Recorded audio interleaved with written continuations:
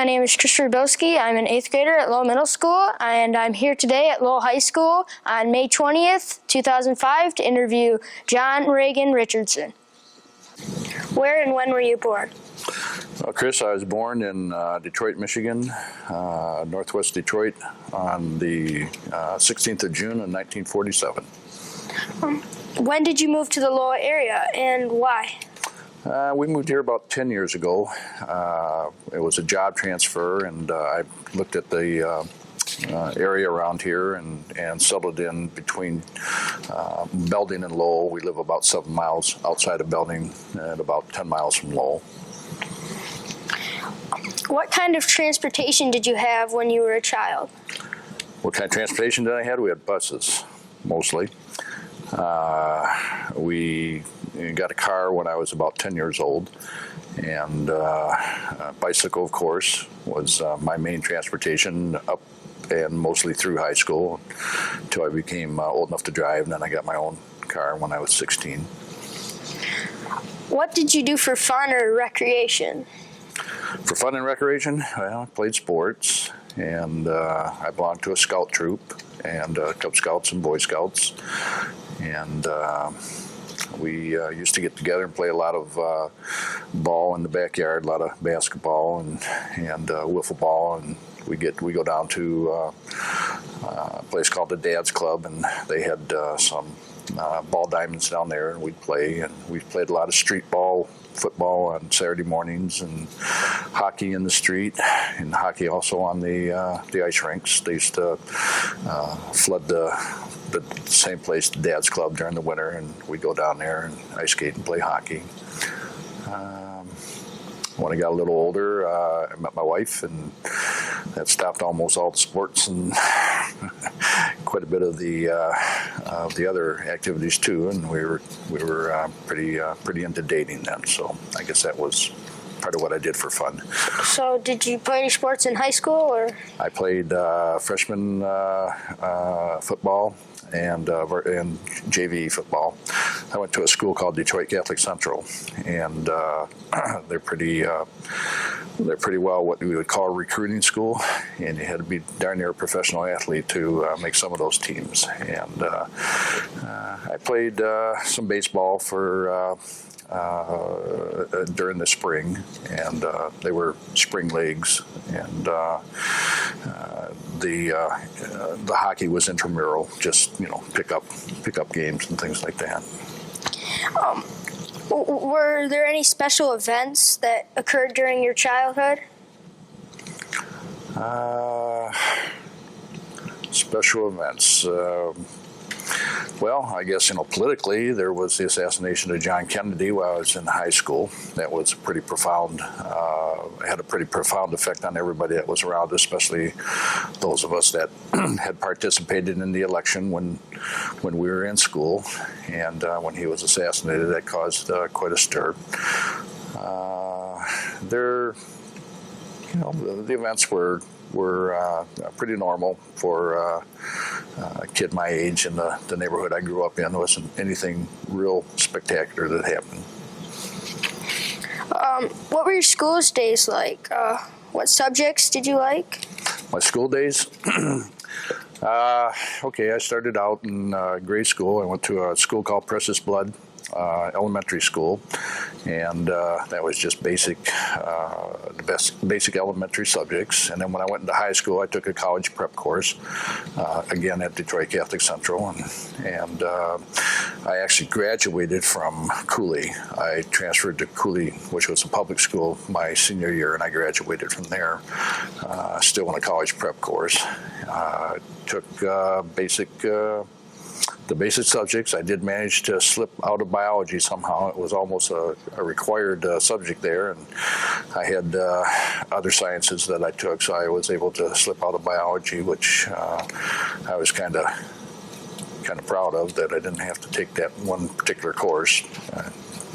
Didn't sound too appealing, having to dissect frogs and everything even back then. So, and it was pretty much the plan that I had, was to attend college after I got out of high school. What were some of your teachers like during your school days? Pretty typical parochial.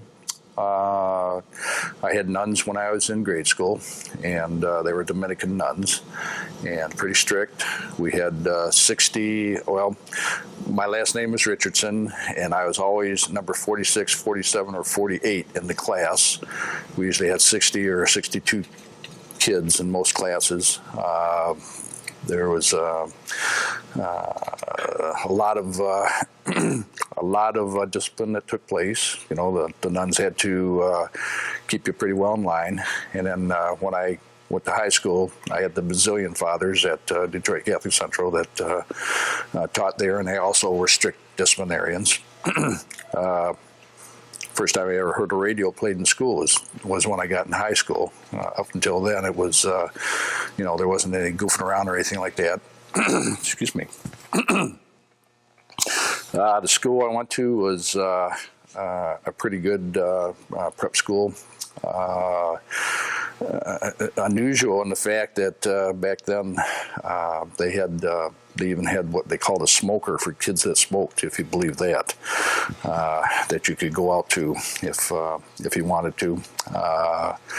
It wasn't something that would be acceptable today, but back then it was. You know, a lot of kids, including myself, started smoking quite early, and not that I'm proud of it. It's just was a fact of life in the area that we lived in. And so if we needed a cigarette, we'd go out back and have one. And the classes themselves were structured to get the most out of the students that they possibly could in the shortest period of time. There was a lot of homework, a lot of hard exams. We'd stay up quite often. A group of us would get together and we would do an all-night study session just before our exams and cram for them, and yeah, it was fun. It was a good experience.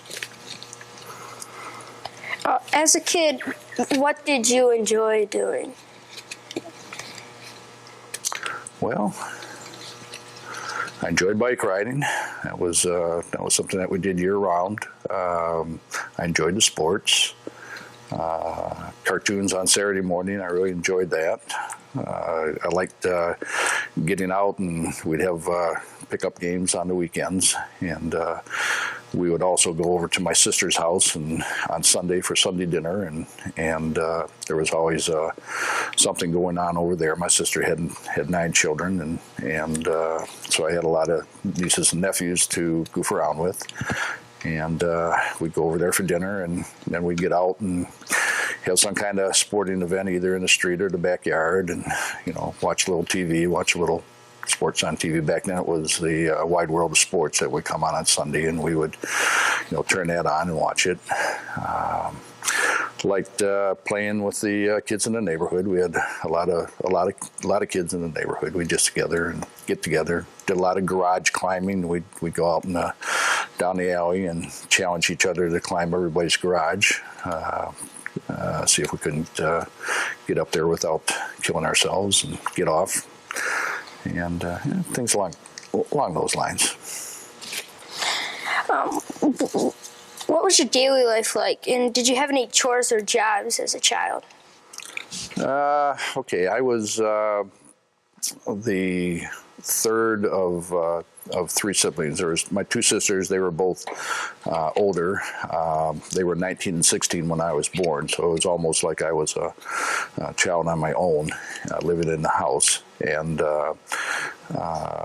I was brought up to do chores. I had grass cutting that I had to do during the summer, and I also had snow shoveling and taking the garbage out. And back then you would burn the trash in the alleys behind the houses, and it was my job to burn the trash, and occasionally paint outside during the summer.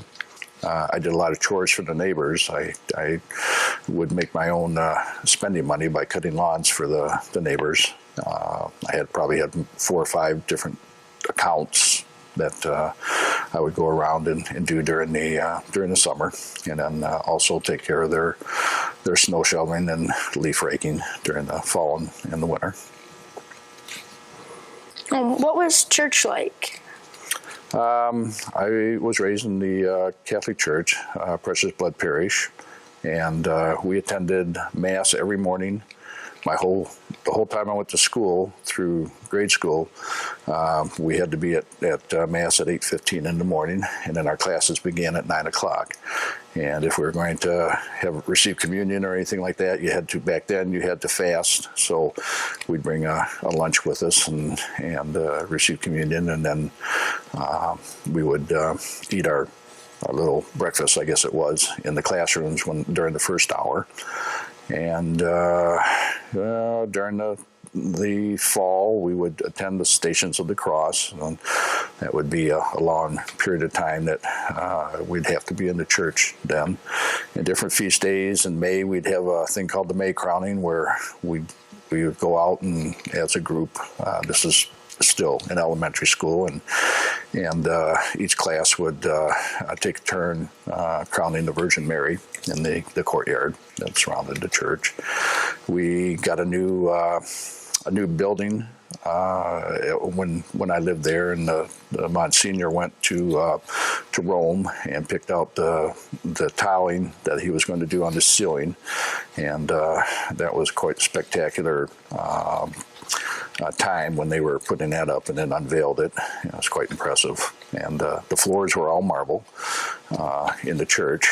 And some of us used to go out, and when we got a new pair of shoes, we'd get what was called cleats. You probably never heard of it, but what they are, they're metal caps on the back of your heels to keep them from wearing down. And we'd come to church a little bit late and then walk down the aisles with those cleats on, and it would sound through the whole Monsignor every once in a while would turn around and see just who was coming down the aisles. So that was some of the things that we did. Do you have any parades or holidays memories in Detroit? Okay, any what now? While you were in Detroit, did you have any parade or holiday memories? Parade or holidays? We almost always went to the Thanksgiving Day parade downtown Detroit that was put on by Hudson's. When I was in high school, we had a big activity, fundraiser that was called the Boys Bowl, and they would fly the boys from Boys Town, the football team from Boys Town in, and those of us that were on the football team, the varsity mostly, would play down at what was called Briggs Stadium then. It was Tiger Stadium afterwards, and there'd be 30,000 people that would come down to the game down there, and a lot of things surrounding that. We'd have lotteries and different selling tickets for that, and for drawings for cars and things like that. That was the big fundraiser, and that was always fun. They put on floats, and each class would compete against one another. Freshman, sophomore, junior, and senior class would compete against one another, and the school itself was very big in the spirit. They'd have pep rallies all the time, and one year you'd wear cowboy hats, or they'd make different kinds of hats that you would wear, and we'd get out of class early, like on a Friday afternoon, to prepare for the football games, and we'd have bonfires in the back of the school, and it was really, they were really into into spirit back then, and I guess that continues to this day. They usually do pretty good in football even and basketball even to this day. What were Saturday nights like in Detroit?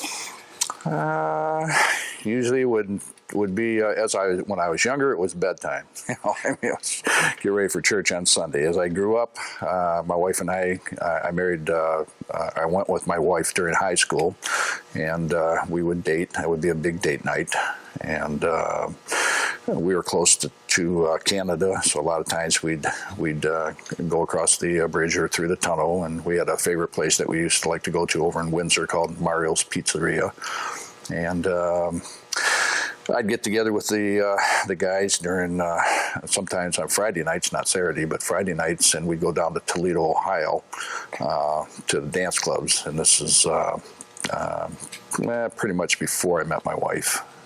We would do that. It was just basically pretty run-of-the-mill, I guess. Just traveling to Canada and traveling to Toledo. I had a lot of memories. Other than Dad's, were there any local gathering places? Yes, we had a place called Ted's. We had a place called The Grill. If you've seen Happy Days, have you ever seen okay. I was a little kid. Okay, well, in Happy Days, they used to have a place that the kids all hung around, and we did too. We had actually 3 or 4 of them down by, my wife went to a school called Immaculata, which was an all-girls Catholic school, closer to Detroit, downtown Detroit, and they had a place called The Grill, and I would go down to meet her, and we'd go to The Grill after school and sit around and drink Cokes and listen to the jukebox and occasionally dance a little bit, but and then there was hamburger joints that we used to hang around. That was The Grill, and a place called Ted's if we were hungry. And then there was pizzerias were big back then, but they were ones that you went in and sat down and would order a pizza and stay in the pizzeria while you're eating it. And a lot of kids, especially after sporting events and everything, would hang out there. And the one that we hung around was called Capri's Pizzeria. And some of the things that you haven't seen, but some of the other people have seen on TV, they'd have the little fights between the what they called the grease and the frats back then. And my wife and I, or at least I was, mostly tended towards being grease, and some of my friends were frats, and we would have fraternity people. My wife was in a sorority, so I had to walk a pretty thin line there to keep friends on both sides. But every once in a while there would be a challenge, and we'd have to go out back and settle it out in the alley with a fight or something like that. Was just the nature of the neighborhood I grew up in. It was a fellow by the name of Jimmy Hoffa, which you wouldn't know. He lived 6 blocks. You probably heard of him, but he lived 6 blocks one way from me, and another fellow named Walter Ruther, who was another union person, lived 6 blocks the other way. And the neighborhood itself was tended to be, not a rough place, but a serious place to grow up in. You had to walk some pretty tight lines. How and when did you meet your spouse? Basically, I went to grade school with her. She was a grade behind me in school, and we had a large grade school. There was about 1,300 kids that went to the school, and the classes were very large. And you pretty well didn't cross boundaries. 8th graders didn't hang around with 7th graders, and 7th graders didn't hang around with 6th graders. They were on football teams usually together, things like that. But as far as crossing, that didn't happen. You didn't mess around with somebody that was younger than you. But once I got into high school, one of my best friends was dating my wife and reintroduced us. And that was in 1963, around the 4th of July. And by that next Christmas, actually a little bit after Christmas, on the 14th of January of 64, we started going steady. And we just kept it up from that point on until we ended up getting married in 1968. What is your spouse's whole name? And her name is Catherine Marie Schneider, and we call her Katie, or she's, I know her as Katie. Her name, or she was of German and French Canadian descent. And myself, I was English, or at least I thought at the time then I was English and Irish. And I come to find out now I'm Welsh and Irish. But we, got along pretty good. We had no problems. do you have any children? And how many, and what are their names? I've got a few. I've got 9 children. And Jennifer Ann was our oldest. She was born, and interesting enough, she was born my second tour of duty in Vietnam. I was coming back, excuse me. When I was coming back from Vietnam, I got on the ship, I got a note, or actually it was a telegram saying that my first daughter had been born 7 months after I had deployed. And she was born on the 13th of May of 1969, and I met her on the 17th of May of 1969. I got home 4 days after she was born. And she's our oldest. And then that was followed by John, my son John Regan, Richardson II. And then we have a son named Joseph, and a son named Tim, and a son named David, and a daughter Holly, and Susie, James, and Mary. There's 9 of them. And Mary's our youngest, and she's the last one in middle school right now. She's an aunt to a one of our granddaughters. Is a little bit older than she is, as a matter of fact. And I've got I have 7 grandchildren, and I'll have 8 before the end of the year. What is your spouse's jobs? What are your spouse's jobs? Well, over the years, I've done several things. I worked for a company called Kroger's in the Detroit area, Livonia area. I was a supervisor with them for several years, and my wife Katie was an at-home mom at that time. And then we moved to Arizona, and I ran my own business out there for about 5 years. And then I moved back here, and I started doing mechanical work for the church that we belong to now. And I've been with them for about 20 years. My wife Katie has done daycare. She was a licensed daycare provider for quite a while, and now she works for the Belding School Systems as a paraprofessional there in the reading, helping children learn to read. I have a degree in health promotion management from Spring Arbor College, and I plan upon retirement from the job I'm working at right now, pursuing that in introducing some concepts that I have about diabetes controls and alcohol and binge drinking management. I tend to put that into effect and work with some people. I've done that. I worked for the Shiawassee Probate Court for several years as an in-home supervisor, dealing with troubled youth, kids that had gotten in trouble with the law, and so I will follow through with working with them after I retire from the job I'm with now. While you were in Arizona, what type of business did you run? It was I did lawn and garden sales. I had a small sales company that I started out that we provided in Arizona. People that move there from the east don't know what to do with the soil that's out there. So when I went out there, I investigated what was required to bring the soil up to be able to grow grass and things like that. It's called soil amending, what chemicals they needed, and I bought the products and supplied it to the Easterners so that they could have their grass that they wanted. Were you drafted or did you enlist? Actually, I joined with 2 other friends of mine right out of high school. I joined the Naval Reserve at Broadhead Naval Armory in Detroit.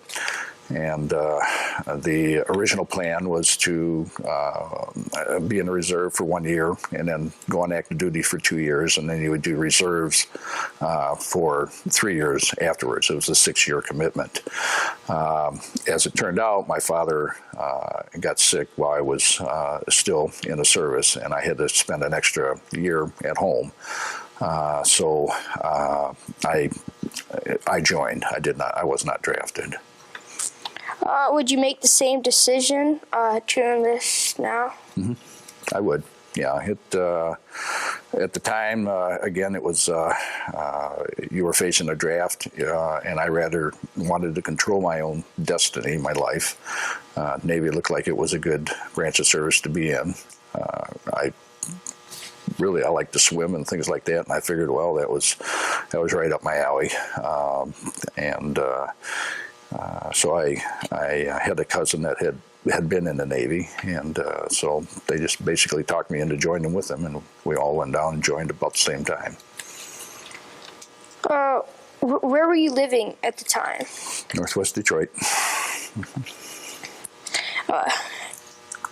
Did where you were living have any effect on your decision to join the military?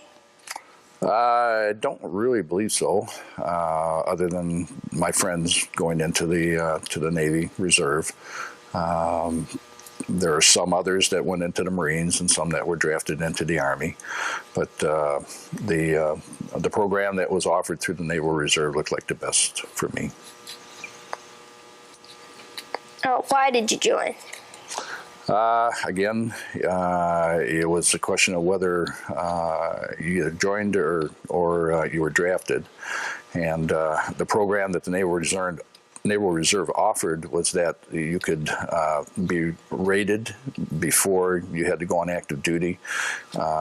You could do what was called strike for a different job, easier in the Naval Reserve than you could in the regular Navy. And I wanted to be, I looked things over, and storekeeping looked pretty good to me, and I wanted to serve on an aircraft carrier.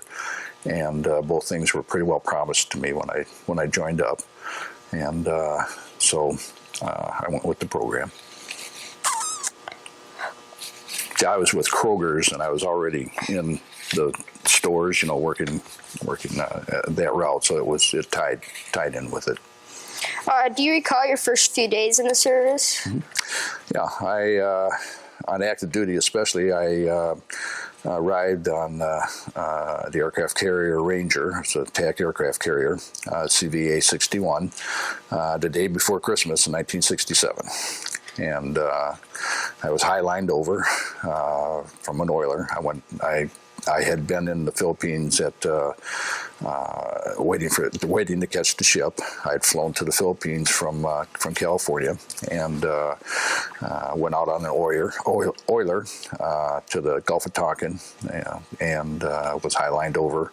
There were 7 of us that went over, and the first 6 in line, they put every one of them. You had to go, once you got aboard ship, as an unrated person, you had to go down to personnel office, and the first 7 that were ahead of me, they put everybody in weapons, and I was striking to be a storekeeper, and they put me in supply right where I wanted to be. So I got on an aircraft carrier like I wanted to be, and I got into supply like I wanted to be.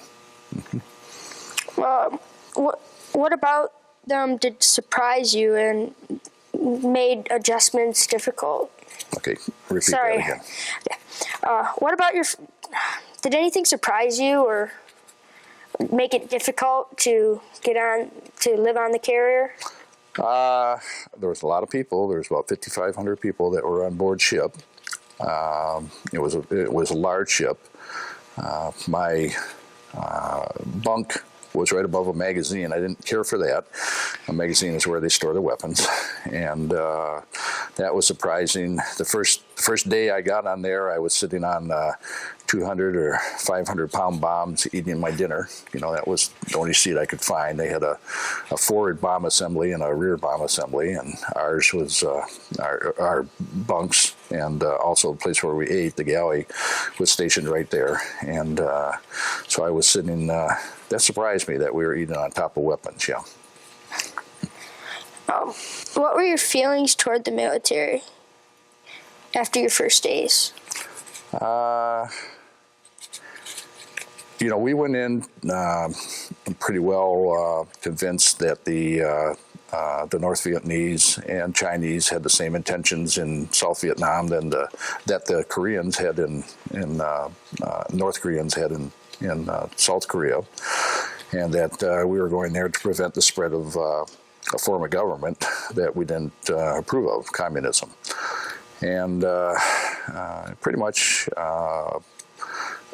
everybody that I came across when I was in the service felt that way, that we were there for a purpose, that we had not really reached a point at the time that I served that the big, huge war protests were going on in the United States, so we were still under the impression that we were doing the right thing at the right time.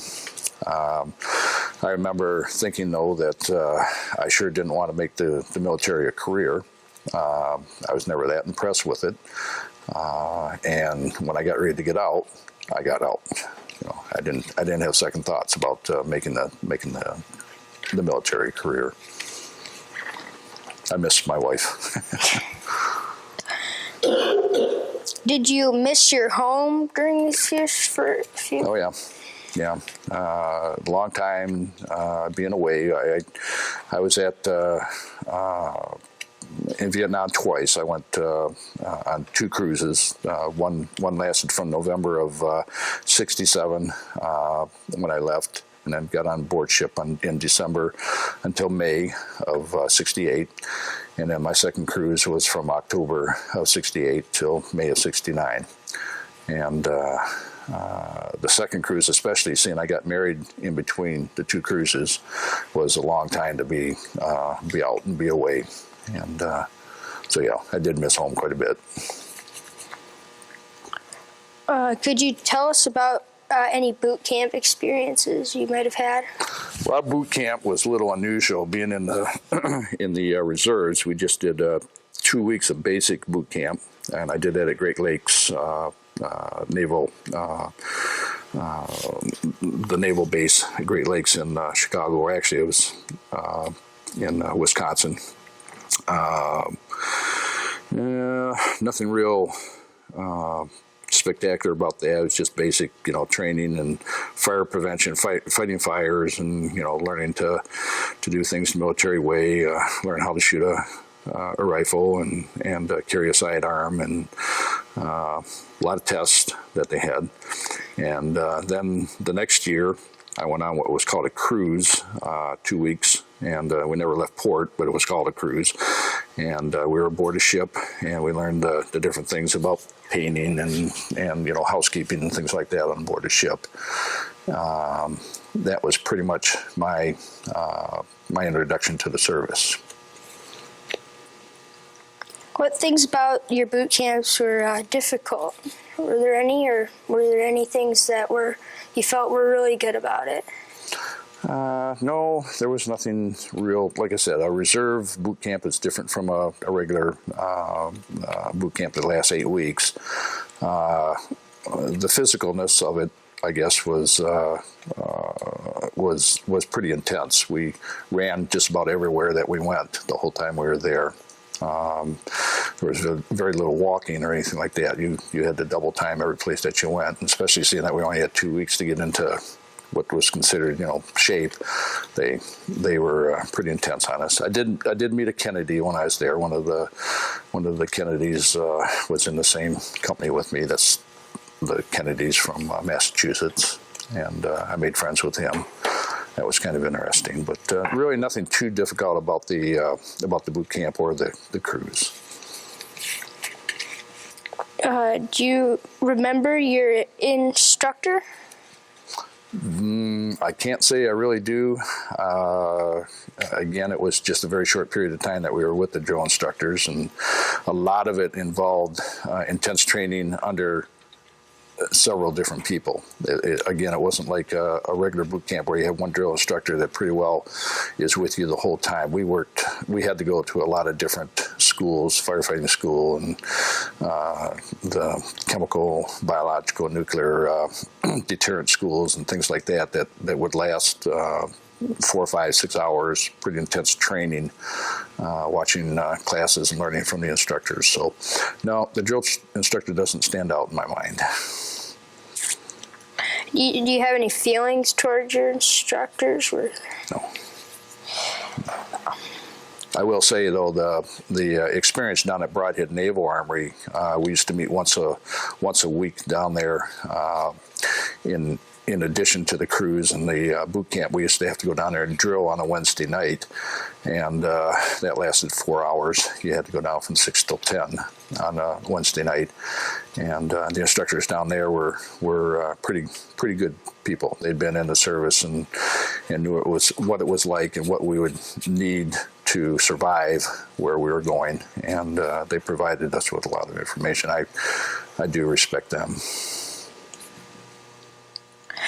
Just to clarify, what war did you service in? I was in the Vietnam War. Where exactly did you go? As far as Vietnam, we were I served on the aircraft carrier, and we spent our time in the Gulf of Tonkin, most of the time in the Gulf of Tonkin, which was off of either North or South Vietnam, depending on what was called for that day as far as our bombing runs, where we would be. We did leave there and travel up to Korea twice. Once was when a ship called the Pueblo was taken, and we left Yankee Station, which is what they call our place in Vietnam and the Gulf of Tonkin. Left there, and we steamed for 4 days to get up to Korea with a task force to see what we could do about the Pueblo being taken. And we did that once when another plane was shot down by the North Koreans on my second cruise. In actuality, that probably was the hardest part of our cruise, the scariest part of our cruise. Once you got to know the routine in Vietnam, it was pretty well same day to day. But when we went up to Korea, it was a new something new. We were breaking out nuclear weapons because this coincided with what was called the Tet Offensive in South Vietnam, or in North Vietnam, and so they had the Koreans were making waves, and we thought the Chinese were making waves, and so they just were not sure what they were dealing with. So there was a lot of drills breaking out the nuclear weapons that we had on board ship, in case we had to do something with them up there in North Vietnam. So it was scary. It was the scariest situation I ran into while I was in the service.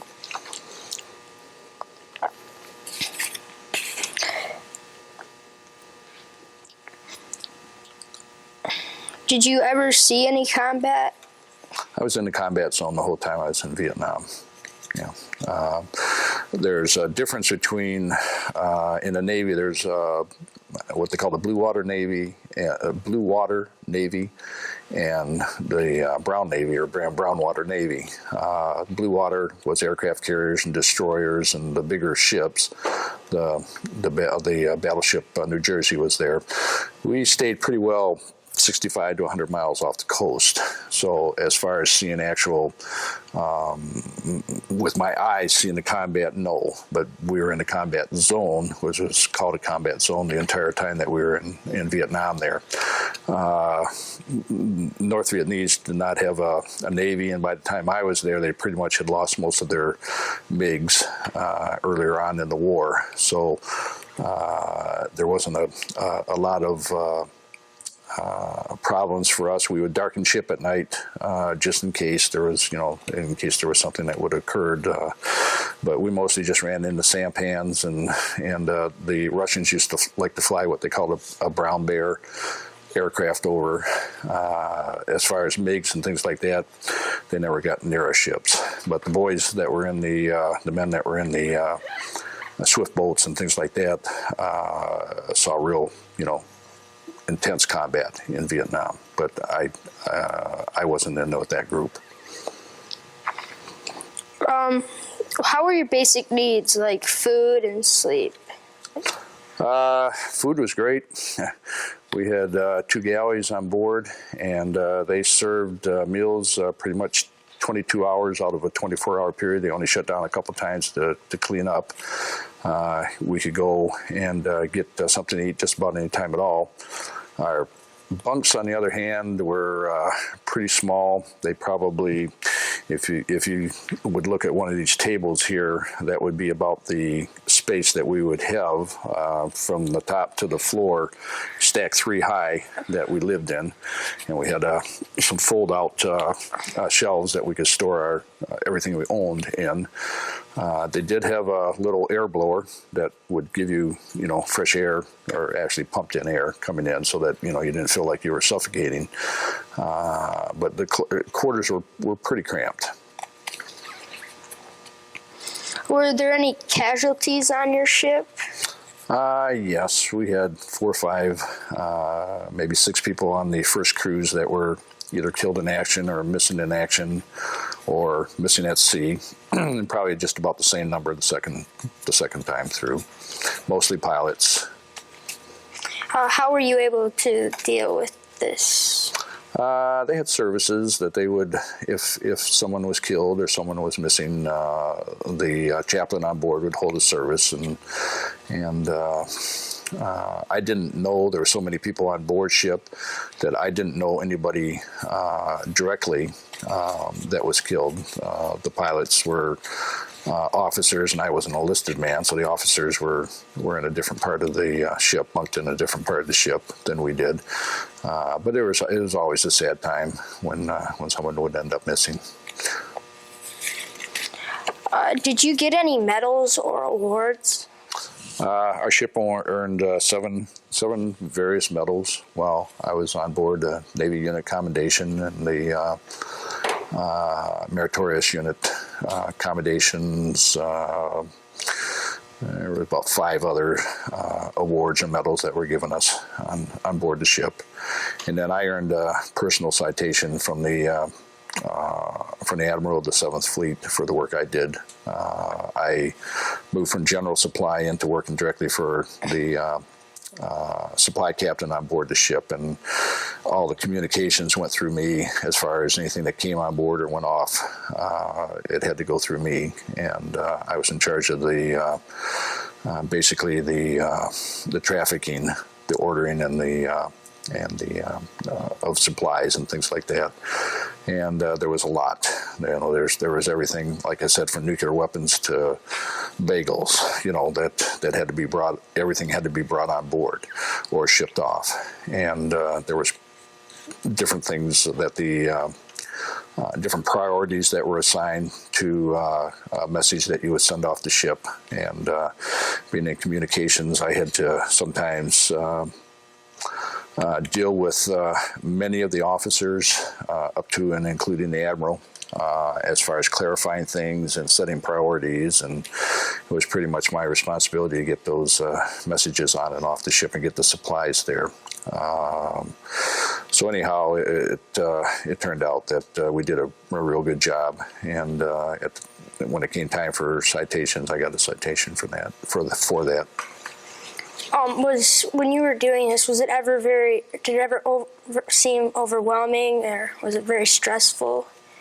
No, I was pretty organized going in, and I think my parochial school upbringing showed me how to handle different situations, and I had a pretty good understanding already from working at Kroger's about how the supply chain worked and what had to be done to get things, procure things. And I worked on board the ship, and I had another fellow that worked on land that we would communicate between the two of us. And it got to the point where I could pretty well, I would have to work at a machine sending out the messages, and then they would go up to intelligence, be coded, and sent off the ship. And it got to the point where I would know what I would have to do. I would do the hardest things first, and then I'd take a break and go down. I worked at night mostly. I was on board ship. It was 24 hours for the air crew, but for ship's company, which was the regular Navy that was on it, was pretty much a standard 12-hour day or 8 to 12-hour day, and they slept at night and worked during the day. Well, what I did was easier to do at night when everybody was sleeping, so I worked the second shift. I'd come in usually at 5 or 6 at night, and I'd work to 6 or 7 in the morning. So there was nobody else around to interfere with what I had to do as far as getting the message traffic out and everything. And I was able to pretty well prioritize and handle that without a lot of complications. How did you stay in touch with your family? Back then, it was all by mail. There was no email or no, basically there were telephone calls, but they were super expensive. And with what an E3, which is what I was, got paid, you didn't make many of those. I made maybe one phone call the whole time I was overseas when I was in Hong Kong once. But it was mostly just by mail. And I got a lot of letters from my wife and a lot of letters from my nieces and nephews and sisters and my mom and dad, or my mom at the time, and my dad had already passed away. We had franking privileges where we could just instead of having to put a stamp on the envelope because we were in a combat zone, we'd just write free. And so I could write a letter, and I'd just write free on it, and they'd send the mail. It didn't cost me anything to send it. So that's how I communicated with them. And also by telegraph. If there was emergencies, like they notified me that my daughter was born by telegraph. Telegrams. Were there any times when some supplies were in short supplies? When we were out at sea for a long time, yeah, when we went up, after we left the Yankee Station there and went up to Korea to with the task force to try to recover the Pueblo up there. That was not a planned action, so they had to scramble to get things together, to get supplies up to us and everything like that. So towards the end there, we were eating like turkey rolls, like for every other meal, you know. So we ran out of food. We never ran out of fuel. An interesting story is about the Pueblo.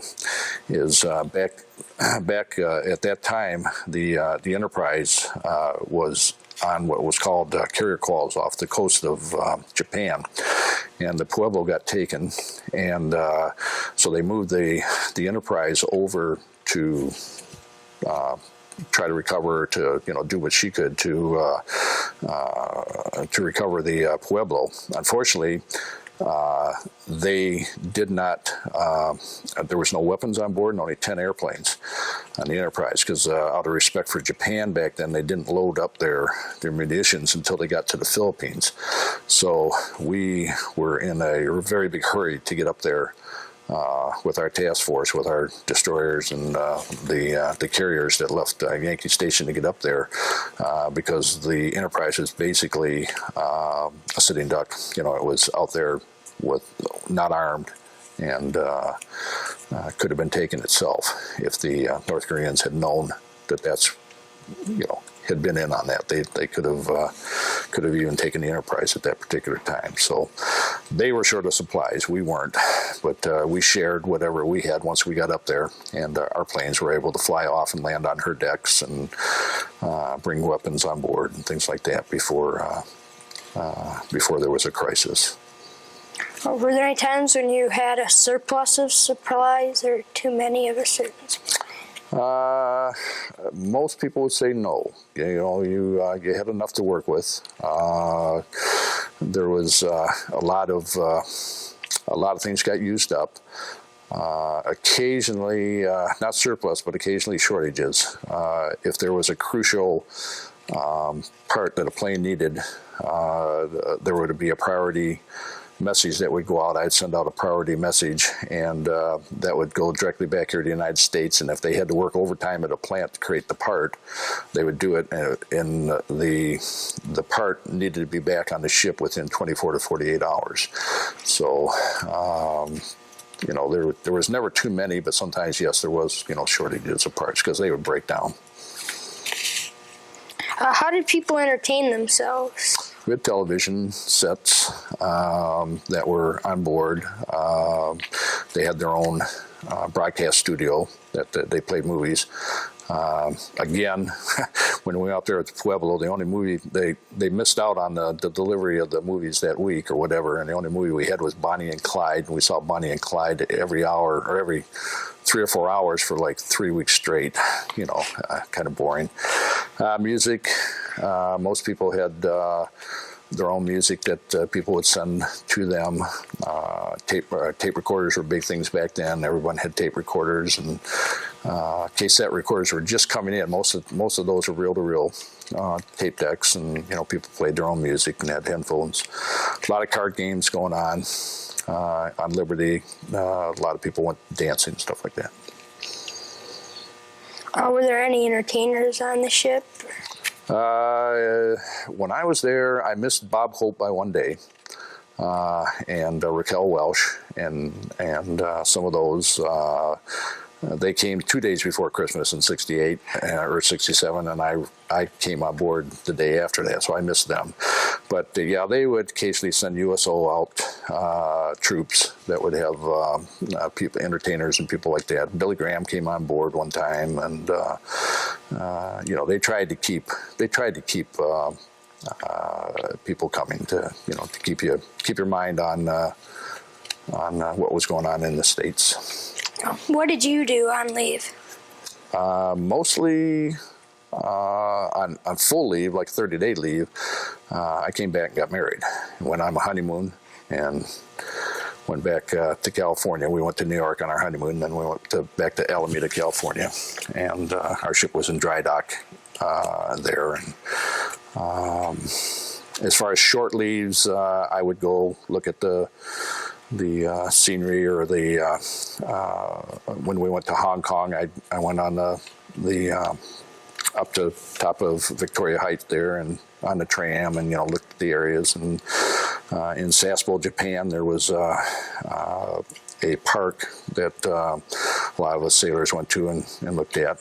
And also in Hong Kong, there was beaches and things like that, and in Vietnam, or not Vietnam, but in the Philippines, that we could go to and swim. Do you recall any particularly humorous or unusual events?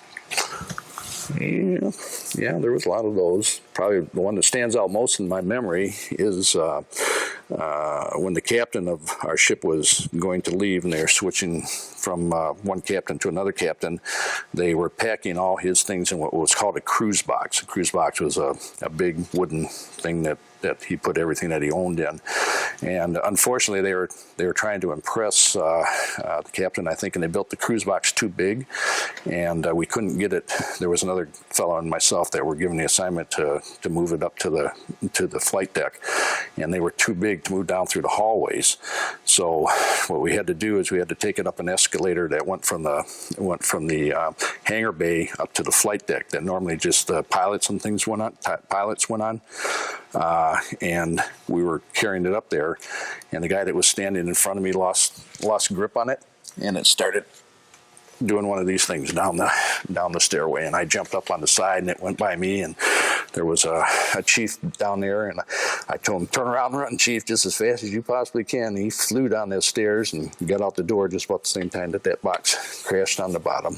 And I thought my Navy career was over with at that time, but I was able to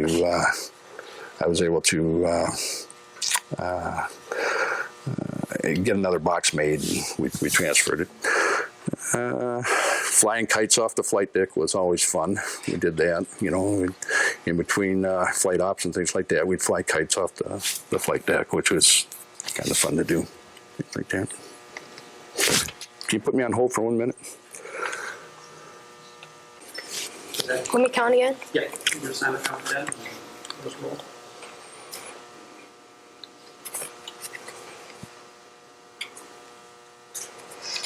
Were there any pranks that you or others would pull on the ship? Yeah, there was always something going on. We would joke around and try to get the better of other divisions. There was an always ongoing things between us and the Marines, and the Navy and the Marines. Probably nothing that I can think of right now that just other than just the fact that we'd always be goading one another.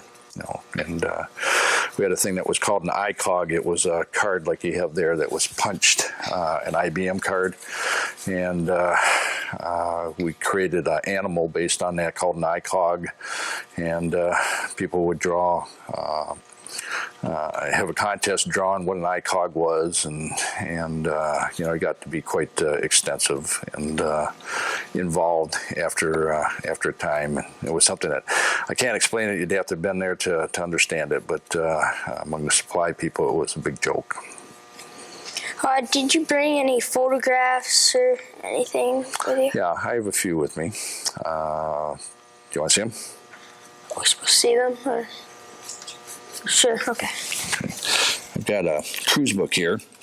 Now, what that is this came from our first cruise, and it was put together by the ship's divisions to be a memory of of the cruises. And they tried to do that every year. If you want to see that, yeah. They tried to put one out for the people that were on board the ships, and basically it was the different divisions that were on board, and different times that we were out, at different times in places that we visited, and things like that. We had one thing I wanted to show you. We were what was called, it's a term now that is pretty well known, Top Gun. The Ranger was always called the Top Gun of the 7th Fleet. This is before the Top Gun school started, but we had what was called Carrier Air Wing 2 on board, and they were probably the most up-to-date air wing that was flying at that time. They had what was called a Corsair A7 plane that carried a lot of munitions on the plane, and a lot of the medals and things that we had talked about earlier came as a result of the work that they did on board ship. And there's just places that we visited, like that Sasebo, Japan, and Hong Kong. It shows when we were in Hong Kong and different places like that. Just a remembrance book. It's sort of like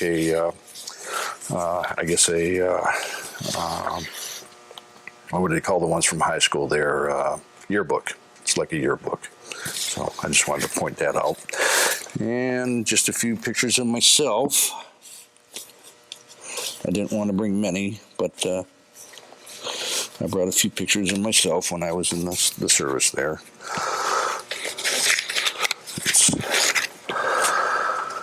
This basically is myself and Tom Zinnert. I was represented on board ship, and Tom was the procurement person on land that I worked with. And then this is a picture of when I received what's called the Crow. I became a petty officer, and that was 5 of us became petty officers at the same time. Oh, which one are you? That's me on the end there. And then this was during that was taken during our battle stations that we had to go to on board ship there. That's just me with the flak jacket and the helmet on. And then we had a little joke thing that they called anybody that was in the Tonkin Gulf. We were in the Tonkin Gulf Yacht Club out there. So you had had a patch that you could wear on your uniform called the Tonkin Gulf Yacht Club. Pretty much it. And this is the citation that I received from the Admiral. Got it. That's the citation I received from the Admiral for the work I did there. Okay.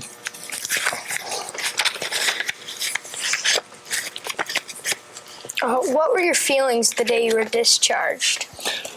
Very emotional, because I was coming back, like I said, a new father. My daughter had been born 4 days prior to me being discharged, so they had a thing where the newest fathers could get off the ship first, and I was the newest of the new fathers, so I was the first one off the ship.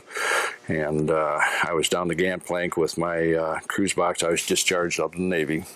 President Nixon at the time had a reserve cutback, so when I got off from active duty, I was out of the service. I was discharged, so I was down the gangplank into a taxi and at the airport in about 15 minutes, and I was home within 4 hours.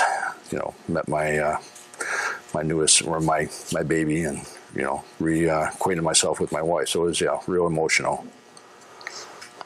Where were you when you were discharged? I was discharged out of Alameda, California, San Francisco area, and What did you do in the days and the weeks afterwards?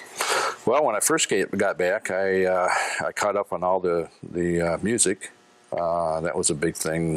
They had some of the music there, but mostly what was new, I wanted to catch up with. And I had a nephew that recorded a bunch of music for me, and we sat down and listened for probably 3 or 4 days straight to all the different new sounds. And I visited, of course, with my family and everything. And the tape recorder I had was a reel-to-reel, and they had earphones that you could put on, but it wasn't like nowadays. You had to be connected to it. So I had two 50-foot lengths of wire that I strung together so I could walk around the house and listen to the music and do the other things I needed to do, go downstairs and barbecue out in the backyard or out in the front porch. And, yeah. Did you have any close friends while you were on the surface? When I was in the service? Yeah. The people that I joined up with, one was stationed in Patuxent River, Maryland, as a dental tech, and the other one was stationed in the Philippines. And when I used to go back in to the Philippines, when our ship used to go back in, I would go visit him. And those were my two closest friends. Yeah. Did you continue any of the relationships? Mm-hmm. Yeah, our whole life. Did your experiences influence your thinking about war or military influence in general? Well, once I got back, the war protesters and things like that were in pretty heavily into influencing the government and actions. I was not politically motivated at the time. I was, matter of fact, pretty disappointed with the political process. So that was probably the biggest thing that happened from the war. Is I didn't vote probably in a general election for 10 years after I got out of the war. Just wasn't sure, if the whole process was worth it. So that was probably the biggest influence. How did your service and experiences affect your life? Well, it pretty well set me up as a verifying that I could handle myself when I was on my own. I actually, until I was on board ship, didn't know where I was going to end up. I had struck for the aircraft carrier and for what I wanted to do, but until you actually got there and actually ended up on board a ship and were working in the division you wanted to be working in, nothing was guaranteed. I found that out after I had joined. So right up to the last minute, I could have gone anywhere, including a swift boat, any place the Navy was. Necessary. It wasn't even necessary that I would have gone through Vietnam.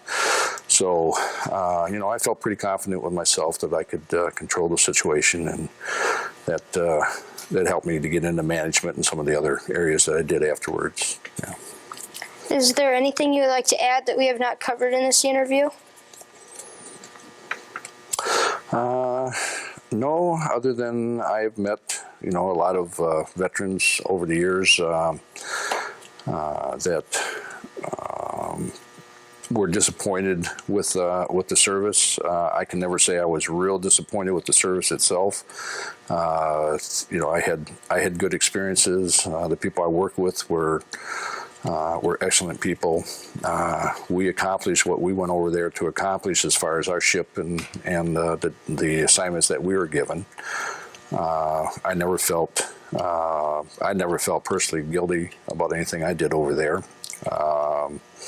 But I do know some of the actual combat veterans and friends of mine that were in other branches of the service, were more deeply affected by that situation than I was. But mine was mostly a positive experience. Thanks, Mr. Richardson. Okay, thanks, Chris. Appreciate it. The following oral military history project is a series of documentaries in association with the Lowell area men and women who proudly served and sacrificed part of their lives to preserve the opportunities for all of us to build our businesses and raise our families under a blanket of freedom. For reservations and more information, contact the Lowell Area Historical Museum at 616-897-7688.